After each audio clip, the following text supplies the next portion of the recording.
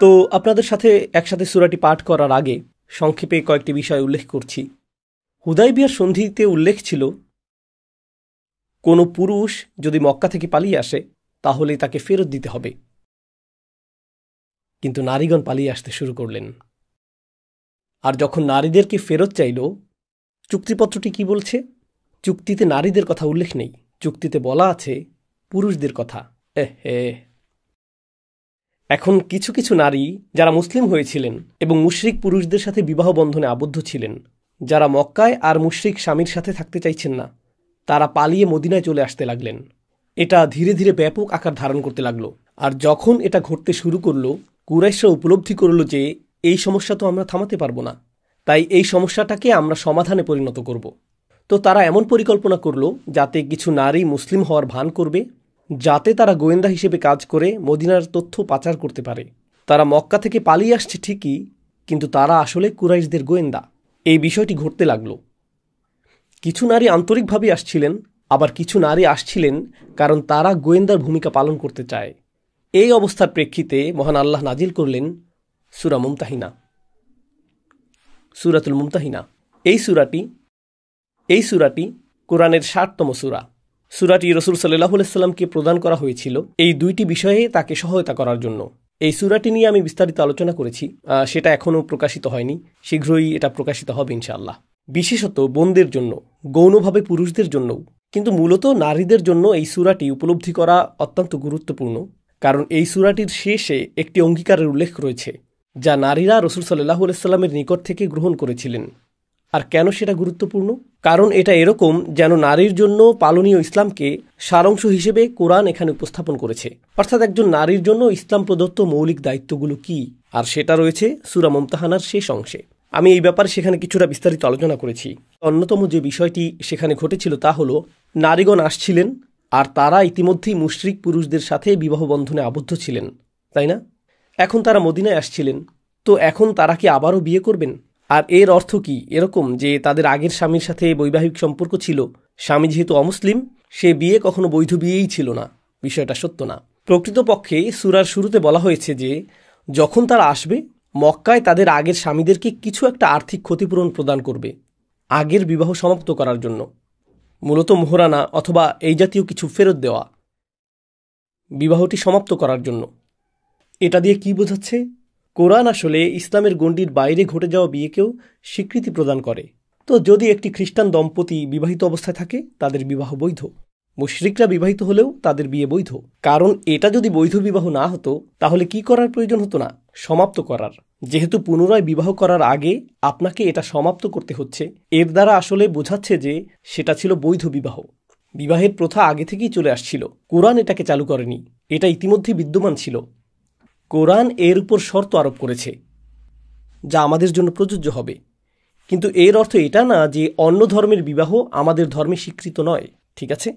এখন এই গোয়েন্দা নারীদের ব্যাপারে আল্লাহ নাজিল করেছেন যে ইয়া আইয়ুহাল্লাযীনা আমানু ইযা জাআকুমুল মুমিনাতু মুহাজিরাতিন ফামতাহিনুহুন্না, অর্থাৎ যখন ঈমানদার নারীরা হিজরত করে তোমাদের কাছে আসে, তখন তাদেরকে পরীক্ষা করো। আল্লাহু আ'লামু বিঈমানিহিন, আল্লাহ উত্তমরূপেই জানেন তারা আসলে ঈমানদার কিনা, কিন্তু তাদেরকে কোনো ধরনের পরীক্ষা সম্মুখীন করতে হবে। এটা হতে পারে সাক্ষাৎকার নেয়া, আপনি কেন এসেছেন, কোথা থেকে এসেছেন, আপনার নাম কি, আপনার পূর্ব ইতিহাস কি, আপনি কিভাবে ইসলাম সম্পর্কে জানলেন। মুসলিমরা এর সাথে খুবই পরিচিত।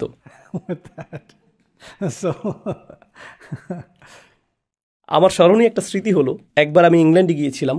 তুমি এখানে কেন এসেছো? আমি বললাম কিছু বন্ধুর সাথে দেখা করতে এসেছি। এখানে তোমার বন্ধু আছে? আমি জানি এটা বিশ্বাস করা কঠিন।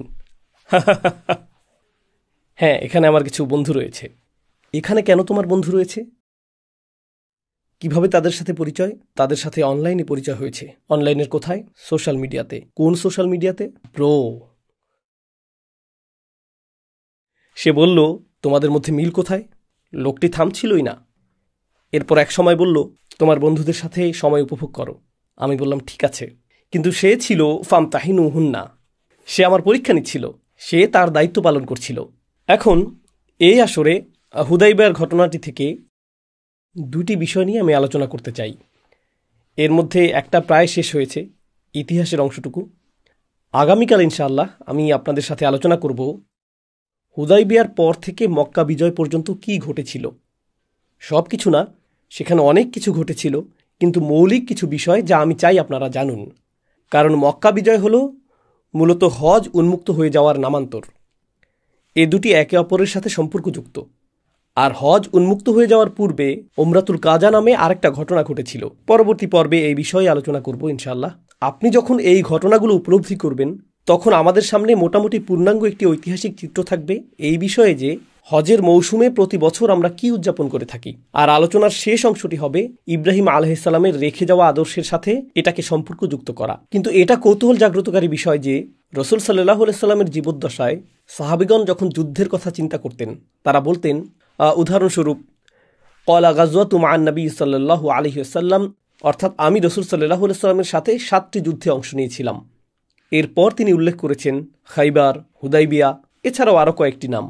তো সাহাবীগণ হুদাইবিয়াকে যুদ্ধ হিসেবে উল্লেখ করতেন, কিন্তু আমরা দেখেছি যে আসলে কোনো যুদ্ধ সংঘটিত হয়নি, যেহেতু এটা ছিল চরম মানসিক যুদ্ধ এবং বিজয়টা এতই অসাধারণ ছিল যে এটাকে আসলে যুদ্ধ হিসেবে গণ্য করা হতো। সাহাবীগণের সংজ্ঞা অনুযায়ী এটা যুদ্ধ হিসেবে বিবেচিত হয়েছিল। ওকে, এখন ইনশাআল্লাহ আমি আপনাদের সামনে সূরা ফাথ নিয়ে কিছুটা আলোচনা করব। আমরা এর অর্থ জানব এবং এটা থেকে কিছু শিক্ষা আহরণ করার চেষ্টা করব। প্রথম আয়াত, ইন্না ফাতাহনা লাকা ফাতহাম মুবিনা। কোনো সন্দেহ নেই যে আমি আপনার জন্য উন্মুক্ত করেছি সুস্পষ্ট উন্মুক্ত বিজয়।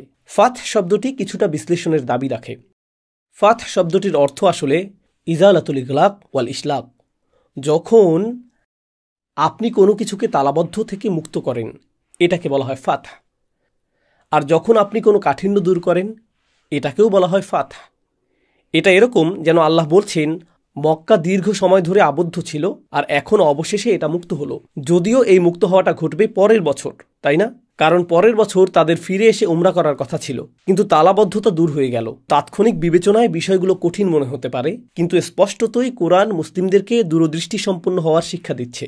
পরিস্থিতির ব্যাপারে তাৎক্ষণিক প্রতিক্রিয়া না দেখানো, বরং এই পরিস্থিতি কী প্রভাব সৃষ্টি করবে এখন থেকে 50 বছর পরে, 20 বছর পরে, 30 বছর পরে। সিরা হলো ব্যাপক এক ইতিহাস, যাকে সংকুচিত করে 23 বছরে নিয়ে আসা হয়েছিল। কিন্তু উম্মাহকে শুধু সামনের বছর কি ঘটবে তা চিন্তা করলেই চলবে না। আপনাকে এমন বিষয় নিয়ে চিন্তা করতে হবে যা 50 বছর, 30 বছর, 40 বছর পরে ঘটতে পারে। উদাহরণস্বরূপ, আমাকে চিন্তা করতে হয়েছে 6 বছরের শিশুদের 13 বছর বয়সে পৌঁছার সময় পর্যন্ত। আমার হাতে এই 7 বছর সময় রয়েছে, যখন তাদের বুদ্ধিবৃত্তিক সচেতনতা সর্বোচ্চ পর্যায়ে থাকে, যখন তাদের চিন্তা এবং আবেগগুলো গড়ে উঠতে শুরু করে। এই 7 বছরে আমি তাদেরকে কি দিতে পারি যা তাদেরকে 14 থেকে 18 বছর পর্যন্ত সময়টাকে সঠিকভাবে বুঝতে সহায়তা করবে। কারণ 14 থেকে 18তে হয়তো আপনি সঠিক পথে যাবেন, অথবা আপনি আসলেই ভুল পথে পা বাড়াবেন। বুঝতে পারছেন? 6 থেকে 13 হলো আমার সুযোগ তাদেরকে 14 থেকে 18-র জন্য প্রস্তুত করার ক্ষেত্রে। আর তারপর 14 থেকে 18 কি নির্ধারণ করবে? তাদের বাকি জীবন। বাজারজাতকরণ বা মার্কেটিংয়ের বিবেচনায় আপনি যদি প্রতি সোশ্যাল মিডিয়া ট্রেন্ড এবং মিডিয়া ট্রেন্ড লক্ষ্য করেন, তরুণদের প্রভাব অথবা তরুণ অংশটি হলো জনসংখ্যার বিশাল একটি অংশ, যা প্রভাবিত করে মিডিয়া, রাজনীতি, অর্থনীতি, ভোক্তা অধিকার, এমনকি নির্বাচন। উদাহরণস্বরূপ, অনেক দেশেই জনসংখ্যার বেশিরভাগই হলো তরুণ। তো আপনার যদি 10 বছরের পরিকল্পনা থাকে যে এভাবে আমি তরুণ সমাজকে প্রভাবিত করতে চাই, শিশুরা, তারা এখন শিশু, কিন্তু এখন থেকে 10 বছর পরে তারাই হবে টিনএজ এবং তরুণ, তাই না? তো এখন থেকে 10 বছর পরে পৃথিবীর চিত্র কেমন হবে সে বিষয়ে আপনি বিনিয়োগ করছেন এখন। এটাই আসলে আপনি করছেন।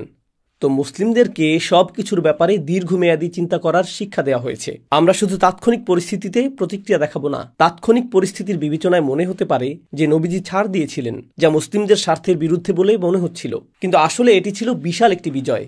আর এখন আমি আপনাদের সাথে দীর্ঘমেয়াদে এর রাজনৈতিক প্রভাব নিয়ে আলোচনা করব। এর রাজনৈতিক দিকটি আসলেই উল্লেখযোগ্য। রাসূল সাল্লাল্লাহু আলাইহি ওয়াসাল্লাম অবশেষে কুরাইশদের সাথে আপোষ মীমাংসা করলেন।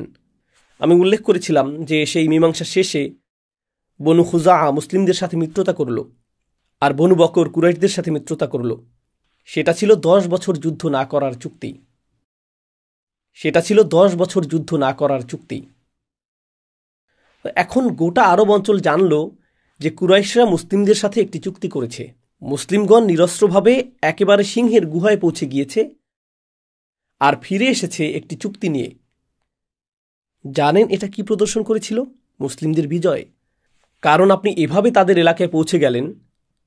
এটা এরকম যে কেউ একজন প্রধানমন্ত্রীর বাসভবনে গেল, দরজায় কড়া নাড়ল, আর প্রধানমন্ত্রীর সাথে একটি চুক্তি করে আসলো। তোমরা কারা? তোমরা কারা যে আমাদের সাথে চুক্তি করবে? তাদেরকে গণ্য করা হতো أراذلنا بادي الرأي এরা নগণ্য মানুষ যাদের মতামতের কোনো মূল্য নেই। মুসলিমদের মধ্যে ছিলেন বিলাল, এমন আরও মানুষ ছিলেন যাদেরকে তারা দাস হিসেবে গণ্য করত, যাদেরকে তারা বহিরাগত হিসেবে গণ্য করত। আর এখন তোমরা তাদের সাথে সমঝোতা করছো, এখন তোমরা তাদের সাথে আপোষ করছো, চুক্তি সম্পন্ন করছো। এটাই সম্মান। কুরাইশরা তাদেরকে সম্মান প্রদর্শন করেছে। খন্দকের যুদ্ধের 2 বছরও পার হয়নি যখন তারা তাদেরকে গণহত্যা করতে উদ্যত হয়েছিল। খন্দকের যুদ্ধটি আসলে একটি গণহত্যা হওয়ার কথা ছিল। তো 2 বছর আগে তোমরা তাদেরকে গণহত্যার শিকারে পরিণত করতে চেয়েছিলে এবং বলেছিলে যে আমরা সন্ত্রাসীদের সাথে আপোষ করি না। আর 2 বছরের মধ্যেই তোমরা তাদের সাথে চুক্তি করছো। গোটা আরব অঞ্চল এখন একটা বিষয় জেনে গেল। তারা জেনে গেল যে ক্ষমতার প্রকৃত উৎস এখন আর কুরাইশদের কাছে নেই। এটা কার কাছে? মুসলিমদের কাছে। সবচেয়ে বড় মনস্তাত্ত্বিক ও রাজনৈতিক বিজয় যা মুসলিমগণ অর্জন করেছিলেন, যা মুসলিমরা অর্জন করেছিলেন, সেটা যুদ্ধক্ষেত্রে নয়। সবচেয়ে বড় বিজয় ছিল এটা। এজন্যই আমাদের কিছু কিছু চিন্তাবিদ বলেছেন, لقد كان الحديبية أعظم الفتوح তিনি বলেছেন হুদাইবিয়া ছিল সবচেয়ে বড় বিজয়। আল-বাররা বলেছেন, أتعدون أنتم الفتح ফাতহা মক্কা, তোমরা কি মক্কা বিজয়কে প্রকৃত বিজয় মনে করো? অকদ কানা ফাতহু মক্কা ফাতহান, হ্যাঁ, মক্কা যখন জয় হয়েছিল তা ছিল একটি বিজয়। ونحن نعد الفتح بيعة رضوان يوم الحديبية আর আমরা সেই দিনটিকে বিজয় মনে করি যেদিন হুদাইবিয়াতে নবীজির কাছ থেকে শপথ গ্রহণ করেছিলাম। এই চুক্তিটি যা সকলের অসন্তুষ্টির কারণে পরিণত হয়েছিল, মূলত এটাই ছিল চূড়ান্ত বিজয়। কেন? এটাই ছিল প্রথম ডোমিনো যা অন্য সকল ডোমিনোর পতন ঘটিয়েছিল। এর কারণেই কুরাইশরা রাজনৈতিকভাবে দুর্বল হয়ে গিয়েছিল। এখন তাদের মৈত্রী সম্পর্ক তৈরির স্বাধীনতা ছিল, কিন্তু পরবর্তী 2 বছরে যা ঘটেছিল, গোত্রগুলো উপলব্ধি করতে শুরু করলো যে মুসলিমরা গুরুত্বপূর্ণ শক্তিতে পরিণত হয়েছে। আর তারা রাসূল সাল্লাল্লাহু আলাইহি সাল্লামের কাছে এসে বলতে শুরু করলো যে আমার সম্পূর্ণ গ্রামটি ইসলাম গ্রহণ করতে প্রস্তুত। আমি গোত্রের প্রধান, আর আমি ইসলাম গ্রহণ করলে অন্য সকলেও আমার অনুসরণ করবে। তো এখন আর দাওয়াতি কাজের প্রয়োজন হচ্ছে না। মানুষ এসে বলতে লাগলো, আমরাও কি মুসলিম হতে পারি? বিষয়টা উল্টে গেল, যা কোরআনে উল্লেখ রয়েছে। ورأيت الناس يدخلون في دين الله أفواجا আপনি দেখবেন যে মানুষ আল্লাহর দ্বীনে দলে দলে প্রবেশ করছে। তারা একা একা আসবে না, তারা দলে দলে আসবে। আর সেটা হুদাইবিয়ার পরে আসতে থাকলো। তো সেখানে আমরা পড়েছি, إذا جاء نصر الله والفتح যখন আল্লাহর সাহায্য এবং বিজয় আসবে। সেই বিজয়টি শুধুমাত্র মক্কা বিজয়ই না, এমনকি হুদাইবিয়াও একটি বিজয়, কারণ ইতিমধ্যেই মানুষ দলে দলে আসতে শুরু করেছিল। তো মুসলিমদের সংখ্যা বৃদ্ধি পেতে শুরু করলো। প্রকৃতপক্ষে মক্কার প্রতিবেশী গোত্রগুলো একটি, যেটি ছিল খুজা, তাদের এলাকার বিশাল সংখ্যক মানুষও এখন মুসলিম হতে শুরু করলো, আর তারা মুসলিমদের মিত্র হয়ে গেল, তাই না? তো ফাত শব্দটির উল্লেখযোগ্য অর্থগুলোর একটি হলো কোনো কিছু উন্মুক্ত করা, يدرك بالبصر وإزالة الغم এমন কিছু যা চোখে দেখা যায় তাকে ফাত বলা হয়। যেমন দরজা উন্মুক্ত করা, এটাকে বলা হয় ফাত। কিন্তু সকল দুঃখ দূর করার অর্থেও এটা ব্যবহৃত হয়। অর্থাৎ মুসলিমদের দুঃখের দিনগুলো সমাপ্ত হয়ে গিয়েছে, আশাহীনতার দিনগুলো সমাপ্ত হয়ে গিয়েছে। فقر يزال بإعطاء المال ফাতহের আরেকটি অর্থ হলো আপনি যদি দেউলিয়া হন আর এরপর আপনার কাছে প্রচুর অর্থ চলে আসে। আমি এই বিষয়টি নিয়ে আগামীকাল আরও বিস্তারিত আলোচনা করব, কারণ মুসলিমগণ যখন এই চুক্তির পরে মদিনায় ফিরে গেলেন, নবীজি জানতেন যে একমাত্র যে হুমকিটি বাকি রয়েছে তা হলো খাইবারের শক্তিশালী ইহুদি গোত্রগুলো, যাদের অনেকগুলো দুর্গ ছিল। এরপরে তারাই ছিল একমাত্র হুমকি, আর তারা ছিল কুরাইশদের পুরাতন মিত্র। এখন তিনি নিশ্চিন্তে তাদের সাথে বোঝাপড়া করতে পারবেন, কারণ তা না হলে তাকে 2 দিকের শত্রু নিয়ে চিন্তা করতে হতো। মক্কাবাসীরা আক্রমণ করতে পারত, আবার খাইবারের ইহুদিরাও আক্রমণ করতে পারত। কিন্তু এখন মক্কাবাসীরা শান্তি চুক্তিতে আবদ্ধ রয়েছে। এখন তিনি খাইবারের উদ্দেশ্যে সর্বশক্তি নিয়োগ করতে পারবেন। তাই তিনি কুরাইশদের সাথে শান্তি চুক্তির এই সময়টাকে খাইবার অভিযানে ব্যবহার করেছিলেন। আর খাইবার হলো রাসূল সাল্লাল্লাহু আলাইহি সাল্লামের সিরাতের অত্যন্ত চমৎকার একটা অধ্যায়। আগামীকাল আমি সেই সম্পর্কে কিছু বিষয় আলোচনা করব, কিন্তু সংক্ষেপে বলতে গেলে খাইবারের পরে মুসলিমগণ বিপুল সম্পদের অধিকারী হয়ে গিয়েছিল।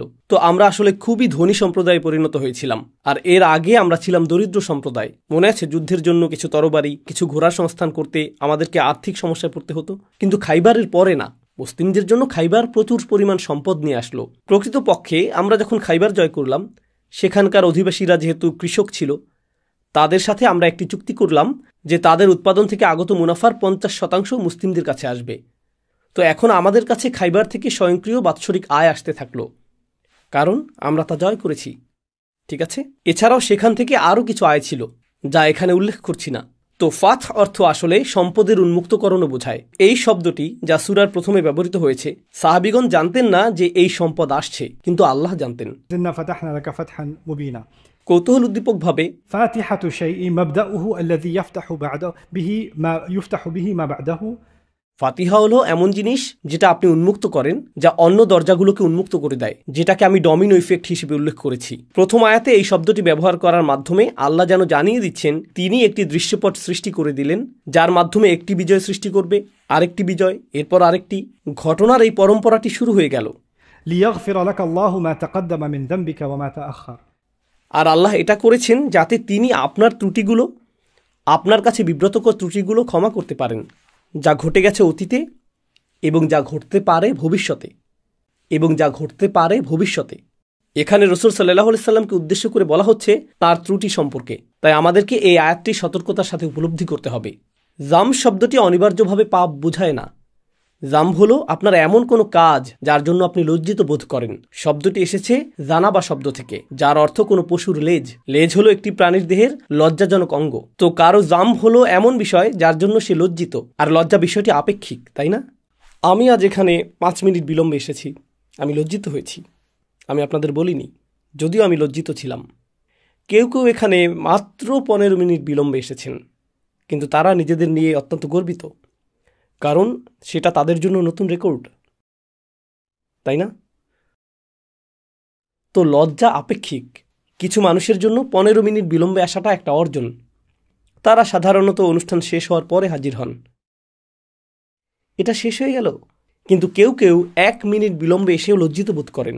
আপনি যদি নিজের প্রতি প্রত্যাশাকে বড় করেন, তখন আপনার লজ্জিত হওয়ার জন্য ছোট বিষয় যথেষ্ট হবে, কারণ আপনার মানদণ্ডটি অনেক উঁচু। এখন চিন্তা করুন, নবীজির নিজের জন্য নির্ধারিত মানদণ্ডটি কেমন ছিল সাল্লাল্লাহু আলাইহি ওয়াসাল্লাম। তিনি যদি নিজের জন্য নির্ধারিত মানদণ্ড থেকে 1% বা 0.1% বিচ্যুত হন, তিনি এটা নিয়ে লজ্জিত বোধ করতেন। আমাদের জন্য সেটা আমাদের সর্বোত্তম কাজের চেয়েও বেশি। আমাদের সকলের প্রচেষ্টা এক করলেও সেরকম হবে না। তো রাসূল সাল্লাল্লাহু আলাইহি ওয়াসাল্লামের সেই সকল জুনুব কোনগুলো যা এর অন্তর্ভুক্ত করা যেতে পারে? কৌশলগত সিদ্ধান্তগুলো। রাসূল সাল্লাল্লাহু আলাইহি ওয়াসাল্লাম বদর যুদ্ধের বন্দীদের মুক্তি দেওয়ার কৌশলগত একটি সিদ্ধান্ত গ্রহণ করেছিলেন, যাতে তারা মক্কায় ফিরে যেতে পারে। তাদেরকে মৃত্যুদণ্ড দেওয়া হয়নি, তাদেরকে মক্কায় ফেরত পাঠানো হয়েছিল। তাদেরকে মুক্ত করার পর রাসূল সাল্লাল্লাহু আলাইহি ওয়াসাল্লামের উদ্দেশ্যে কোরআন নাজিল হয়। ما كان لنبي أن يكون له أسرى। অর্থাৎ যুদ্ধবন্দী রাখাটা একজন নবীর জন্য শোভনীয় নয়, যতক্ষণ পর্যন্ত শত্রু নির্মূল না হয়। তো তার উচিত ছিল তাদেরকে হত্যা করা, কিন্তু তাদেরকে মুক্তি দেওয়ার আগেই আল্লাহ তাকে এটা বলতে পারতেন। আল্লাহ অপেক্ষা করেছেন নবীজি তাদেরকে মুক্তি দেওয়া পর্যন্ত, আর তারপর আয়াতটি নাজিল করলেন। এর একটা কারণ এই হতে পারে যে আল্লাহ মানুষকে দেখাতে চেয়েছেন যে নবীজির নিজস্ব সিদ্ধান্ত গ্রহণের অধিকার রয়েছে, আর আল্লাহর সবসময়ই, এমনকি তার নবীকেও সংশোধন করারও অধিকার রয়েছে। একমাত্র সত্তা যাকে কখনোই সংশোধন করা যাবে না তিনি হলেন আল্লাহ। কিন্তু আল্লাহ এবং নবীর মধ্যকার সম্পর্কে নবীর জন্য সংশোধনী আসতে পারে। তো রাসূল সাল্লাল্লাহু আলাইহি সাল্লামকে এমন অনেক পরিস্থিতি দেওয়া হয়েছিল যেখানে তিনি সিদ্ধান্ত নিয়েছিলেন, সেই সিদ্ধান্ত পাপ অথবা পুণ্য কোনোটাই না, কিন্তু আল্লাহ পরবর্তীতে তাকে সংশোধনী দিয়েছেন। আর রাসূল সাল্লাল্লাহু আলাইহি সাল্লামের সিরাতে এমনটা বেশ কয়েকবার ঘটেছে। কিন্তু যেহেতু আল্লাহ তাকে সংশোধন করেছেন, তিনি কি লজ্জিত বোধ করবেন না? তিনি নিজের মানদণ্ড রক্ষা করে চলছিলেন। আমার প্রিয় উদাহরণটি হলো যখন তিনি অন্ধ লোকটির দিকে ভ্রু কুঁচকে তাকিয়েছিলেন। আব্দুল্লাহ ইবনে উম্মে মাকতুম, আবাসা ওয়া তাওয়াল্লা, তিনি ভ্রু কুঁচকালেন, মুখ ফিরিয়ে নিলেন। অন্ধ ব্যক্তির প্রতি আপনি কিভাবে ভ্রু কুঁচকাবেন?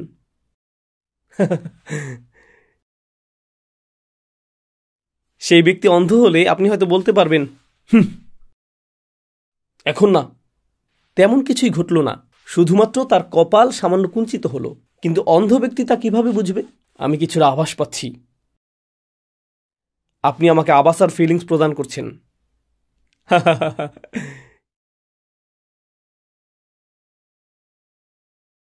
তিনি কঠোরতা প্রদর্শন করেননি, প্রকৃতপক্ষে তিনি ছিলেন মার্জিত।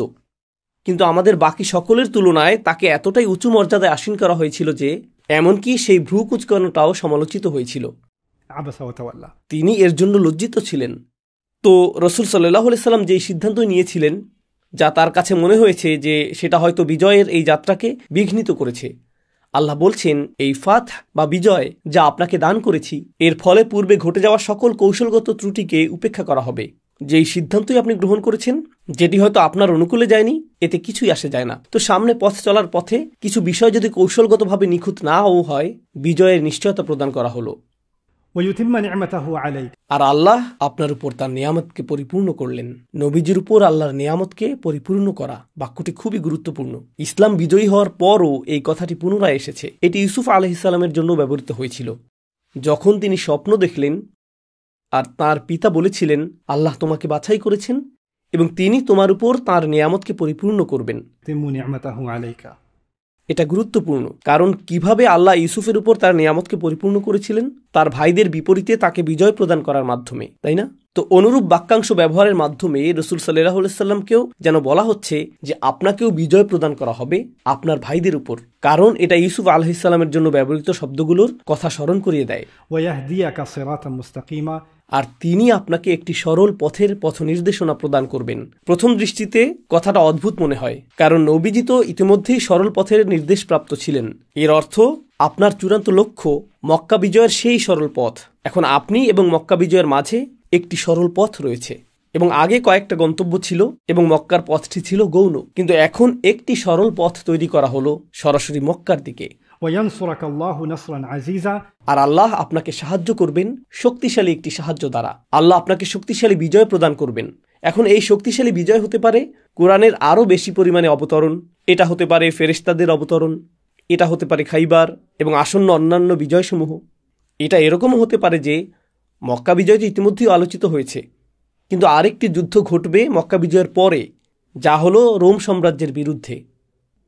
এটা এই ইঙ্গিত প্রদান করতে পারে যে আল্লাহ আপনাকে শক্তিশালী সাহায্য প্রদান করবেন, এমনকি মক্কা বিজয়ের পরেও। কারণ মানুষের সাধারণত বিজয়ের পর আর সাহায্যের প্রয়োজন হয় না। إذا جاء نصر الله والفتح নাসর প্রথম, ফাথ দ্বিতীয়, তাই না? কিন্তু এখানে দেখা যাচ্ছে ফাথ প্রথম এবং নাসর দ্বিতীয়। কেন? কারণ ফাথ অর্থ যদি মক্কা বিজয় হয়, তাহলে মক্কা বিজয়ের পর রোমানদের সাথে সংঘাত শুরু হবে, আর তখন আপনার সাহায্যের প্রয়োজন হবে। তখনও আল্লাহ আপনাকে শক্তিশালী সাহায্য প্রদান করবেন, যেটা বিশেষভাবে প্রয়োজন হবে। প্রসঙ্গক্রমে কুরাইশদের বিপরীতে আপনার আর শক্তিশালী সাহায্যের প্রয়োজন হবে না, তারা তো ইতিমধ্যেই শক্তিহীন হয়ে পড়েছে। আপনার শক্তিশালী সাহায্যের প্রয়োজন রোমানদের বিরুদ্ধে। তারা ছিল পৃথিবীর ইতিহাসে সবচেয়ে কর্তৃত্বশালী রাজ্যগুলির মধ্যে অন্যতম, তাই না? আর তাদের বিরুদ্ধে আমাদের সংঘাত শুরু হবে। هو الذي أنزل السكينة في قلوب المؤمنين ليزدادوا إيمانا مع إيمانهم তিনি অর্থাৎ আল্লাহ হলেন সেই সত্তা যিনি আপনাকে এই উন্মুক্ত বিজয় প্রদান করেছেন। সেই একই সত্তা মুমিনদের হৃদয়ে প্রেরণ করেছেন স্থিরতা ও প্রশান্তি। কোরআনের শব্দচয়ন এতটাই কৌশলগত এবং চমৎকার যে সাকিনা শব্দটি ব্যবহার করা হয়েছিল সেই সিন্দুকের জন্য যা বনি ইসরায়েলকে প্রদান করা হয়েছিল। বনি ইসরায়েলের একটি জিনিস ছিল যাকে বাইবেলে ট্যাবারনাকল নামে উল্লেখ করা হয়েছে। আমি নিশ্চিত যে আপনারা এই শব্দটি শুনেছেন, কারণ আপনারা টেক্সাসে বসবাস করছেন। আপনি হয়তো প্যারিস এবং ট্যাবারনাকলের চিহ্ন সম্পর্কে পরিচিত। ট্যাবারনাকল হলো মূলত ভ্রাম্যমান কাবা। বনি ইসরায়েলেরও এরকম একটি ভ্রাম্যমান কাবা ছিল। তারা যেখানেই যেত কাবা ঘরকে সাথে নিয়ে যেত। সেই কাবাটি কি ছিল? সেটি ছিল একটি বাক্স, আর সেই বাক্সের ভেতরে মুসা আলাহিসাল্লামকে প্রদত্ত ফলকগুলো ছিল। মুসা আলাহিসাল্লামের লাঠিগুলো সেখানে ছিল। কেউ কেউ বলে এর মধ্যে হারুন আলাহিসাল্লামের কিছু জিনিসও সেখানে ছিল। بقيا مما ترك آل هارون وآل موسى تحمله الملائكة কোরআনে এর উল্লেখ করা হয়েছে এভাবে, মুসা এবং হারুনের পরিবারের রেখে যাওয়া অবশিষ্ট কিছু সামগ্রী ফেরেশতারা এটা বহন করেছিল। তো এটাই ছিল ট্যাবারনাকল। তারা এটা সাথে নিয়ে ভ্রমণ করত। যখন তারা বিজিত হলো, তাদের উপর বিজয়ীরা, সম্ভবত তারা ছিল আসিরীয় অথবা ব্যাবিলনীয়রা, তারা বিজয় চিহ্ন হিসেবে বাক্সটি তাদের সাথে করে নিয়ে গিয়েছিল। এটা তোমাদের পবিত্র বাক্স, এখন আমার সন্তানেরা এটা দিয়ে খেলা করবে। তারা সেটা নিয়ে গেল। এখন কল্পনা করুন যে কেউ এসে কাবাঘর আক্রমণ করল এবং বিজয় চিহ্ন হিসেবে হাজরে আসওয়াদ নিয়ে গেল এবং তা তার কাছে রেখে দিল। বনি ইসরায়েলের সাথে এমনটাই ঘটেছিল। আর আল্লাহ বনি ইসরায়েলকে একটি নিদর্শন প্রদান করলেন। যখন তিনি সেই বাক্সের কথা উল্লেখ করেছেন, তিনি বলেছেন فيه سكينة من ربكم অর্থাৎ এর মধ্যে ছিল সাকিনা। একই শব্দ এখানেও এসেছে, কারণ এটা ছিল তাদের জন্য কিবলার সমতুল্য। আর যখন আপনি কিবলার দিকে তাকান তখন কেমন অনুভব করেন? আপনি হৃদয়ে প্রশান্তি অনুভব করেন। মুসলিমগণ যখন কাবাকে দেখেন তখন কেমন অনুভব করেন? তারা সাকিনাহ অনুভব করেন। আল্লাহ এটা ইমানদারদের হৃদয়ে প্রদান করেন। তো একই শব্দ সাকিনাহ এখানেও ব্যবহৃত হয়েছে। সমস্যা হলো তারা গোটা পথটি ভ্রমণ করেছিলেন কিন্তু কাবাঘরটি দেখতে পাননি। আর আল্লাহ বলছেন, যদিও তোমরা কাবাঘরটি দেখতে পাওনি, কাবাঘর দেখতে পেলে তোমরা যে সাকিনাহ পেতে, আমি এখন তোমাদের হৃদয়ে সেই সাকিনাহ দিয়ে দিচ্ছি। গুরুত্বপূর্ণ আরেকটি বিষয় হলো ইনজাল শব্দটির সাথে আলা অথবা ইলা ব্যবহৃত হয়। So أنزل على قلوب المؤمنين. কিন্তু এখানে তিনি বলছেন هو الذي أنزل السكينة في قلوب المؤمنين. এর একটি উদাহরণ দেওয়ার জন্য কল্পনা করুন, আপনার হৃদয়ের ভিতরে একটি আগুন জ্বলছে। আপনার হৃদয়ের অনেক গভীরে একটি আগুন জ্বলছে, আর আমি হৃদয়ের উপর পানি ঢাললাম। যদিও আমি আপনার হৃদয়ের উপর পানি ঢাললাম, আগুনটি কি এখনো জ্বলছে? হ্যাঁ, কারণ আগুনটি হৃদয়ের উপরিভাগে না, হৃদয়ের গভীরে। আগুনটি নেভানোর একমাত্র উপায় হলো পানিকে হৃদয়ের ভিতরে প্রবেশ করতে হবে। তো আল্লাহ বলেননি যে তিনি ইমানদারদের হৃদয়ের উপর প্রশান্তি নাজিল করলেন, তিনি ইমানদারদের হৃদয়ের উপর প্রশান্তি ঢেলে দিলেন। তিনি বলেছেন তিনি ইমানদারদের হৃদয়ের অভ্যন্তরে প্রশান্তি প্রবেশ করালেন। এটা প্রকাশ করছে যে হুদাইবিয়াতে তারা যে যন্ত্রণার শিকার হয়েছিলেন সেটা ছিল অত্যন্ত গভীর যন্ত্রণা, আর আল্লাহ সেই সত্তা যিনি তা প্রতিস্থাপন করলেন প্রশান্তির দ্বারা। প্রসঙ্গক্রমে সেই প্রশান্তি আসলে কি? এই আয়াতগুলোর আগমন। এই আয়াতগুলোই ছিল প্রশান্তির উৎস। এই বিবেচনায় কোরআন হলো আমাদের জন্য আল্লাহ প্রদত্ত আধ্যাত্মিক থেরাপি। এই থেরাপি হলো মূলত আল্লাহর এই বাণীগুলো নিয়ে গভীর চিন্তা ভাবনা করা। আল্লাহর বাণীর মতো অন্য কোনো কিছুই হৃদয়ে প্রশান্তি এনে দিতে পারে না। হুয়াল্লাযী আনজালা সাকিনাতা ফি কুলুবিল মুমিনিন লিয়াজদাদু ঈমানাম মা'a ঈমান, যেন তাদের ঈমানের সাথে আরও ঈমান বৃদ্ধি পায়। সাহাবীগণ ইতিমধ্যে মজবুত ঈমানের অধিকারী ছিলেন, কিন্তু অবস্থার কাঠিন্যের কারণে সেই মুহূর্তে তাদের অতিরিক্ত ঈমানের প্রয়োজন হয়েছিল। আল্লাহ বলেছেন, আমি তোমাদের জন্য অতিরিক্ত ঈমান নাজিল করলাম। ওয়ালিল্লাহি জুনুদুস সামাওয়াতি ওয়াল আরদ ওয়া কানা আল্লাহু আলিমান হাকীমা। আকাশমণ্ডলী ও পৃথিবীর সেনাবাহিনীসমূহ কেবলমাত্র আল্লাহরই, আর আল্লাহ সর্বজ্ঞ এবং প্রজ্ঞাময়।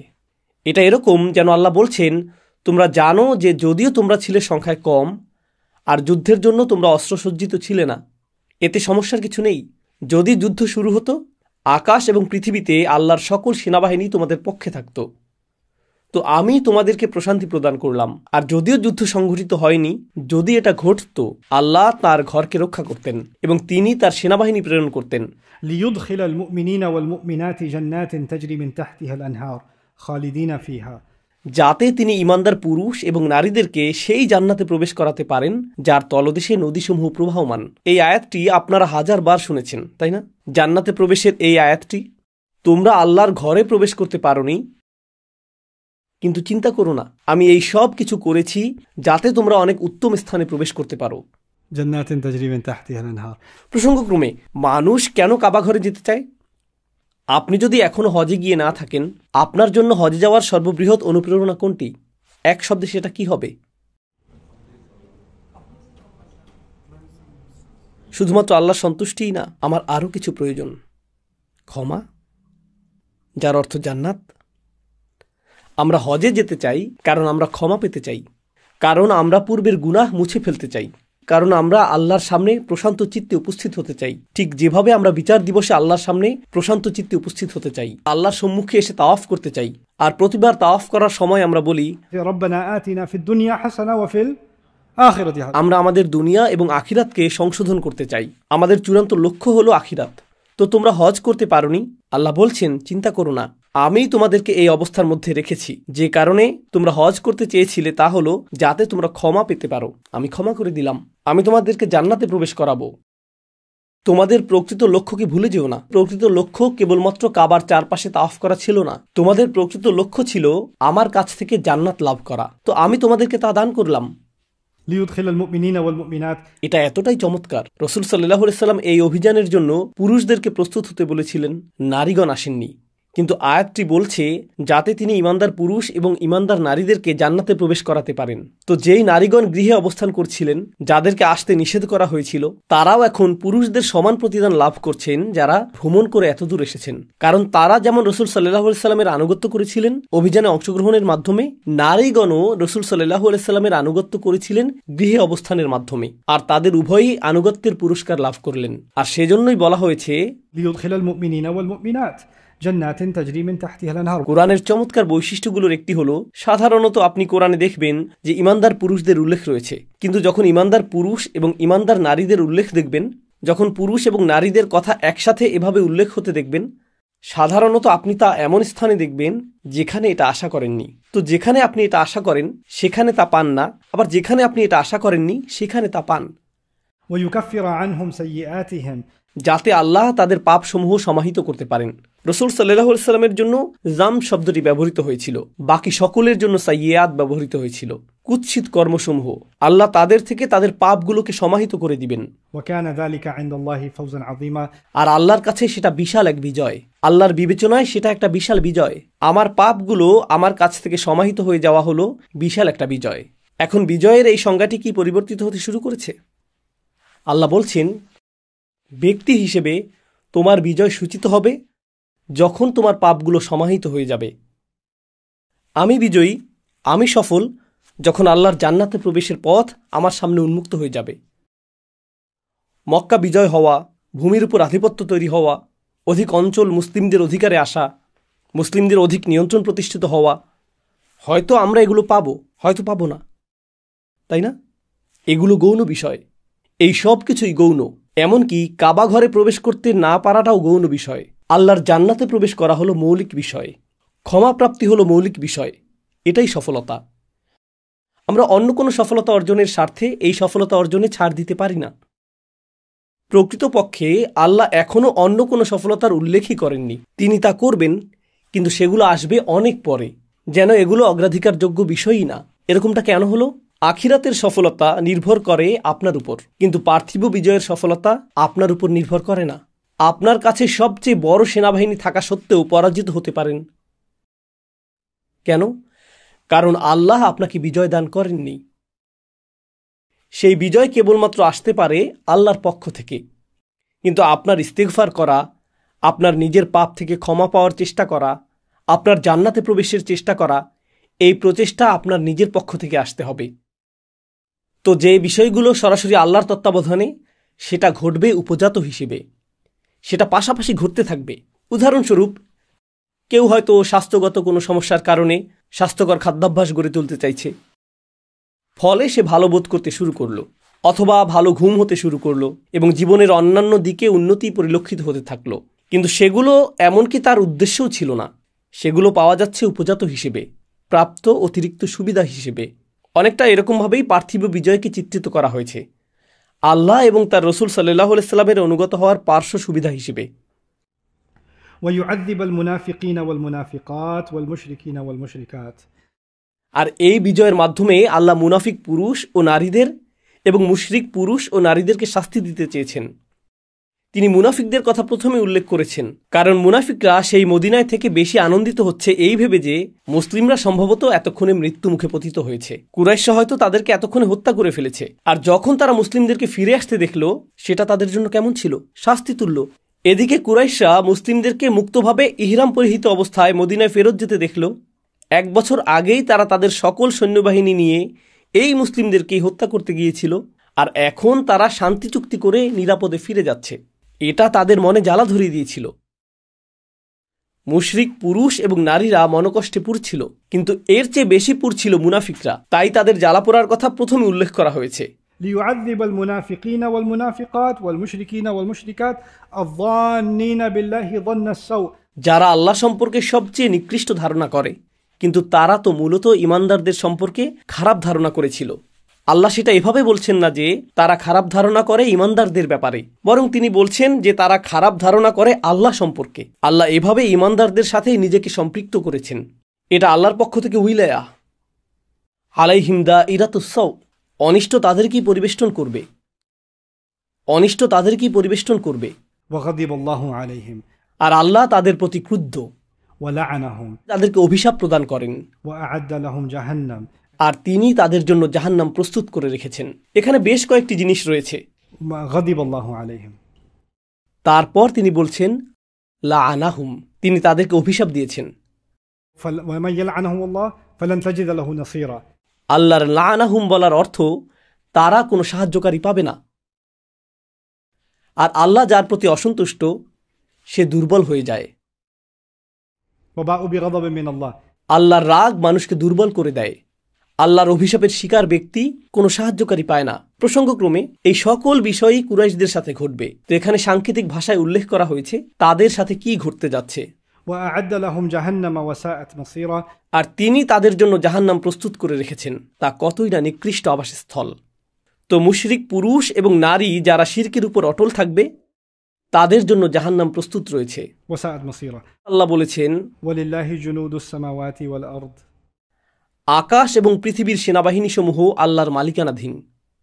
وكان الله عزيزا حكيما আর আল্লাহ হলেন চূড়ান্ত কর্তৃত্বশালী এবং আল্লাহ সকল বিজ্ঞতার অধিকারী। এর মধ্যেও একটা ইঙ্গিত রয়েছে, অর্থাৎ আল্লাহর বাহিনী অত্যন্ত ব্যাপক। এমনকি এখনও তোমরা আল্লাহর বাহিনীতে যোগ দিতে পারো। আল্লাহ কর্তৃত্ব এবং বিজ্ঞতার অধিকারী। তোমরা এখন আল্লাহর শক্তিমাত্রা দেখতে পাচ্ছ। এখন হয়তো উপযুক্ত সময় যে তোমরা পক্ষ পরিবর্তন করবে। মুশরিকরা অভিশপ্ত হবে এবং দগ্ধ হবে। তিনি এখন তার রসুল সাল্লাল্লাহু আলাইহি সাল্লামকে উদ্দেশ্য করে বলছেন, He says, إنا أرسلناك شاهدا ومبشرا ونذيرا আমি আপনাকে প্রেরণ করেছি সাক্ষ্য হিসেবে, সুসংবাদদাতা হিসেবে এবং সতর্ককারী হিসেবে। এটি আসলেই চমৎকার একটি আয়াত। আমি এই আয়াতটি সম্পর্কে শুধু সংক্ষেপে দুটি কথা বলবো। প্রথমত, তিনি একজন সাক্ষ্য, শাহিদান। রসুল সাল্লাল্লাহু আলাইহি সাল্লামকে প্রেরণ করা হয়েছে শুধুমাত্র এই সাক্ষ্য প্রদান করার জন্যই না যে আল্লাহ ছাড়া আর কোনো উপাস্য নেই, বরং আল্লাহ তাকে প্রেরণ করেছেন প্রাথমিক যুগে কুরাইশদের অধ্যত এবং মুসলিমদের শক্তিহীনতার সাক্ষ্য হওয়ার জন্য। আল্লাহ তাকে প্রেরণ করেছেন কুরাইশদের আগ্রাসনের সাক্ষ্য হওয়ার জন্য, যখন তারা তাকে মক্কা থেকে বিতাড়িত করে দিয়েছিল। তিনি তাকে এজন্য প্রেরণ করেছেন যাতে তিনি বদর যুদ্ধ, ওহুদ যুদ্ধ, আহজাব যুদ্ধ, হুদাইবিয়ার সন্ধিতে সাক্ষ্য হতে পারেন। আর এই সাক্ষ্য এখন সেই কাফেরদের বিরুদ্ধে প্রমাণে পরিণত হয়েছে যারা এখনও ঈমান আনতে অস্বীকৃতি জানায়। বিষয়টা কতটা বিস্ময়কর যে যেই মানুষটির উদ্দেশ্যে তোমরা আবর্জনা নিক্ষেপ করেছ সেই একই মানুষের সাথে এখন শান্তি চুক্তি করছো। কিভাবে এটা ঘটছে? ومبشرا ونذيرا শব্দগুলো আসলেই চমৎকার। এখানে প্রত্যাশিত শব্দ ছিল বাশিরন ওয়া নাযীরা। বাশির অর্থ সুসংবাদ প্রদানকারী, নাযীর অর্থ সতর্ককারী। কিন্তু মুবাশশির অর্থ যিনি সক্রিয়ভাবে সুসংবাদ প্রদান করেন, আর নাযীর হলো ইসমে সিফাহ, যার অর্থ এমন ব্যক্তি যিনি সতর্কতা প্রদান করতে পারেন। তো যিনি আসলেই সুসংবাদ প্রদান করেন এবং যিনি সতর্কতা প্রদান করতে পারেন, এর অর্থ কি? এর অর্থ আসলে রসুল সাল্লাল্লাহু আলাইহি সাল্লাম বেশিরভাগ সময়েই সুসংবাদ প্রদান করতেন, আর যখন প্রয়োজন তখন তিনি সতর্কতা প্রদান করতেন। তো ইসলামের সক্রিয় দাওয়া মূলত হলো সুসংবাদ প্রদান করা, আর শুধুমাত্র যখন প্রয়োজন হবে তখন আপনাকে সতর্কও করতে হবে। আমরা ইসলামের দাওয়া এবং শিক্ষাকে কি বানিয়ে ফেলেছি? আমরা সক্রিয়ভাবে কি করে থাকি? সতর্কতা। কখনো কখনো সুসংবাদ প্রদান করেন। বেশিরভাগ সময়ই সতর্কতা, সতর্কতা, সতর্কতা। তিনি ছিলেন মুবাশশির, এরপর নাযীর।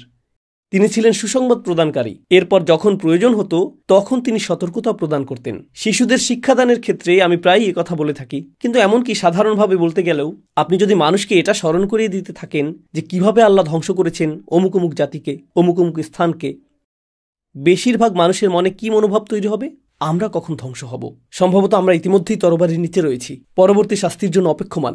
যখন আমরা শিশুদের সাথে এমনটা করি, আমি যদিও মজা করে এই বিষয়ে কথা বলি, কিন্তু বিষয়টা দুঃখজনক। নূহ আলাইহিস সালাম, আল্লাহ তার জাতিকে বন্যা দিয়ে ধ্বংস করেছিলেন। সালেহ আলাইহিস সালাম, কে বলতে পারবে যে কিভাবে আল্লাহ শুআইব আলাইহিস সালামের জাতির লোকদের ধ্বংস করেছিলেন? কে বলতে পারবে ফেরাউন কিভাবে মারা গিয়েছিল? বন্যার কারণে সে ডুবে মারা গিয়েছিল। শিশুরা আসলে কি জানে? শিশুরা জানে নবীর নাম আর আল্লাহ কাকে হত্যা করেছেন, নবীর নাম আর আল্লাহ কাকে হত্যা করেছেন। আর তাদের মনে একটা ধারণাই সৃষ্টি হয় যে আল্লাহ হলেন ধ্বংসকারী, আল্লাহ কাফেরদের ধ্বংস করেন, আল্লাহ কাফেরদের ধ্বংস করেন, আল্লাহ কাফেরদের ধ্বংস করেন। যেই ধারণাটি আপনি তৈরি করেছেন এটা বাস্তবতা থেকে এতটাই দূরে। আল্লাহ কোরআনে এই ঘটনাগুলো দিয়েছেন কুরাইশদেরকে সতর্ক করার জন্য, যারা সেই জাতিগুলোর মতো আচরণ করেছিল। তো এই সতর্কতা শ্রবণ করা এরকম জাতির জন্যই উপযুক্ত। হ্যাঁ, আমাদের শিশুদেরকে নবীদের ঘটনা শিক্ষা দিতে হবে, কিন্তু এর জন্য একটা উপযুক্ত সময় রয়েছে। এজন্যই কোনো ব্যক্তি যখন প্রথম দিকে ইসলামের দিকে আকৃষ্ট হতো, রাসূল সাল্লাল্লাহু আলাইহি সাল্লাম সাহাবীদেরকে বলতেন বাশশিরু ওয়ালা তুনাফিরু, সুসংবাদ প্রদান করো।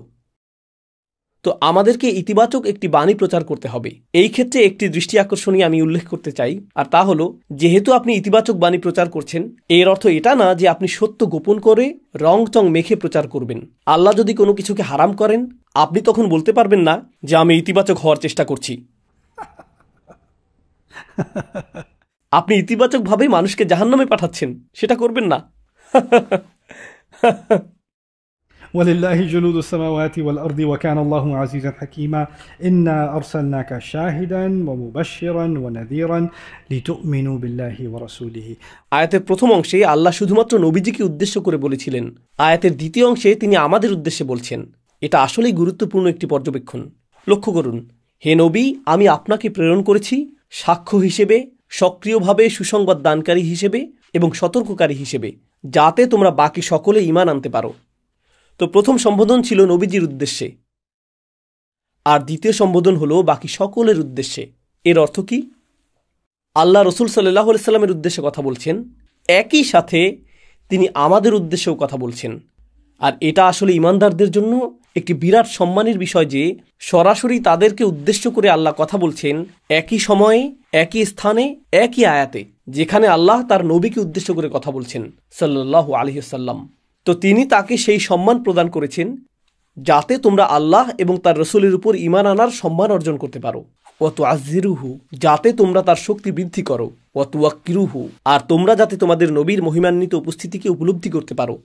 وتسبحوه بكرة وأصيلا, যাতে তোমরা রাত দিন আল্লাহর পরিপূর্ণতা ঘোষণা করতে পারো। প্রসঙ্গক্রমে আল্লাহর পরিপূর্ণতা ঘোষণা করার অর্থ আমাদের নিজেদের অপরিপূর্ণতাকে স্বীকার করে নেয়া। إن الذين يبايعونك إنما يبايعون الله। আল্লাহর পরিপূর্ণতার বিষয়ে বলার পর বলা হচ্ছে, যারা আপনার কাছে অঙ্গীকার করেছে। বিরতিতে যাবার আগে এটাই আমার শেষ আয়াত। যারা আপনার কাছে অঙ্গীকার করেছে তারা মূলত আল্লাহর কাছে অঙ্গীকার করেছে। কোন অঙ্গীকারের কথা এখানে বলা হচ্ছে? কোন শপথের কথা এখানে বলা হচ্ছে? মনে আছে? বাইআতু রিদওয়ান, গাছের নিচের সেই অঙ্গীকার। যখন গুজব ছড়িয়ে পড়ল যে উসমানকে হত্যা করা হয়েছে, নবীজি সাহাবীদেরকে ডেকে হাত বাড়িয়ে দিতে বললেন, তাই না? আল্লাহ এখানে সেই অঙ্গীকারের কথা উল্লেখ করেছেন। আল্লাহ বলেছেন, যারা আপনার কাছে অঙ্গীকার করেছে তারা স্বয়ং আল্লাহর কাছে অঙ্গীকার করেছে। ইয়াদুল্লাহি ফাওকা আইদিহিম, তাদের হাতের উপর রয়েছে আল্লাহর হাত। ফামান নাকাসা ফাইন্নামা ইয়ানকুসু আলা নাফসিহি, যে এই অঙ্গীকার ভঙ্গ করবে এর কুফল তার নিজের উপরেই পড়বে। ওয়ামান আওফা বিমা আহাদা আলাইহুল্লাহ, and whoever, আর আল্লাহর সাথে কৃত অঙ্গীকার যারা পূরণ করে, ফাসায়ুতিহি আজরান আযীমা, অচিরেই তিনি তাদেরকে বিপুল প্রতিদানে ধন্য করবেন। সেই অঙ্গীকারটি কি? তারা রসুলের অনুসরণ করবে সকল বিষয়ে। এখন তারা তো তখনই মৃত্যুকে আলিঙ্গন করতে সম্মত ছিলেন, প্রস্তুত ছিলেন, ব্যাকুল ছিলেন, কিন্তু এরপর যখন রাগকে নিয়ন্ত্রণ করার প্রশ্ন আসলো, তা ছিল কঠিনতর। কখনো কখনো রাগ নিয়ন্ত্রণ করার তুলনায় নিজেকে নিঃশেষ করে দেওয়া সহজতর হয়।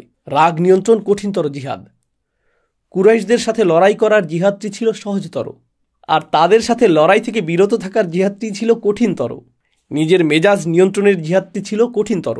সুবহানাল্লাহ। আর আল্লাহ বলছেন, যারা একেবারে শেষ পর্যন্ত এই অঙ্গীকারটি রক্ষা করতে পারবে তারা সুবিশাল প্রতিদান লাভ করবে। আমরা এখানেই থামছি। পরের পর্বে আমরা সূরাটির অধ্যয়ন অব্যাহত রাখব। বারাকাল্লাহু লি ওয়া লাকুম। আসসালামু আলাইকুম ওয়া রাহমাতুল্লাহ।